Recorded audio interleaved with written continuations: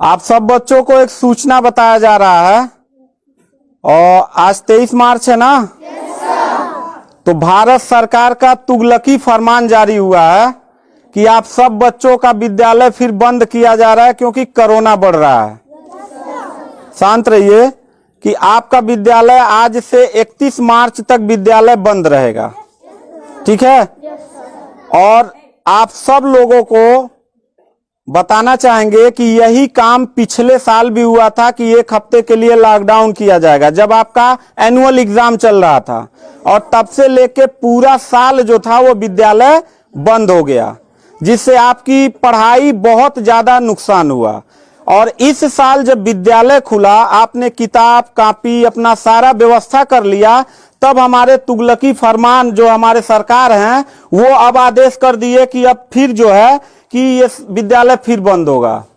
माननीय योगी आदित्यनाथ महाराज जी, मैं आपसे पूछना चाहता हूं कि आप बच्चों के भविष्य के साथ और जो प्राइवेट अध्यापक विद्यालय में पढ़ा के अपनी रोजी रोटी कमा खा रहे हैं, उनके पेट पे लात क्यों मार रहे हैं? इन बच्चों के भविष्य के साथ खिलवाड़ क्यों कर रहे हैं?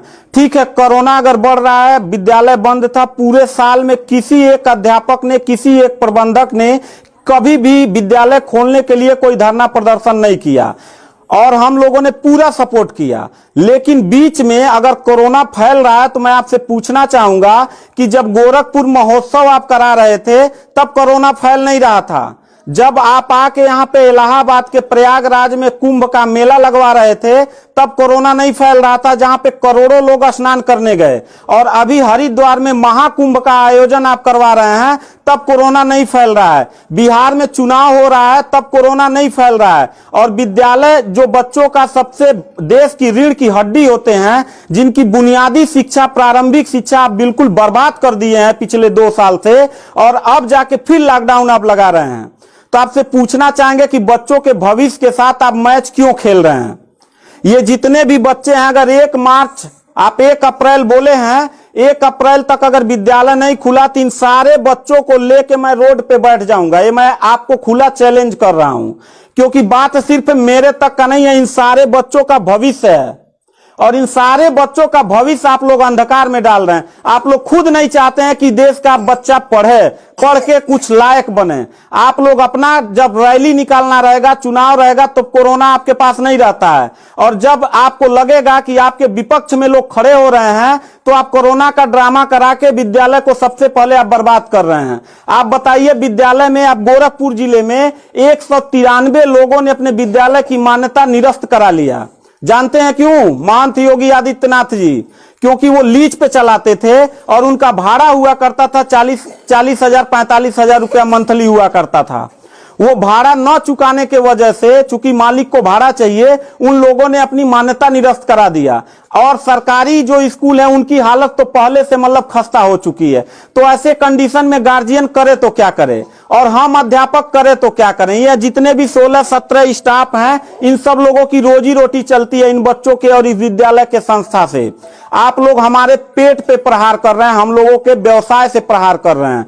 अगर आपको लग रहा है कोरोना है, ठीक है, विद्यालय बंद कर दीजिए, तो आप ये भी अपनी नियत को साफ करिए कि कुंभ का जो मेला महाकुंभ का लगवाने वाले हैं उसको भी कैंसिल कर दीजिए। और जो गोरखपुर महोत्सव और गोरखनाथ का मेला लगवा के आप ड्रामा करवा रहे हैं वो भी बंद करवाइए। यानी आप खुद नियम का पहले फॉलो करिए, हम लोग नियम को फॉलो करने के लिए तैयार हैं।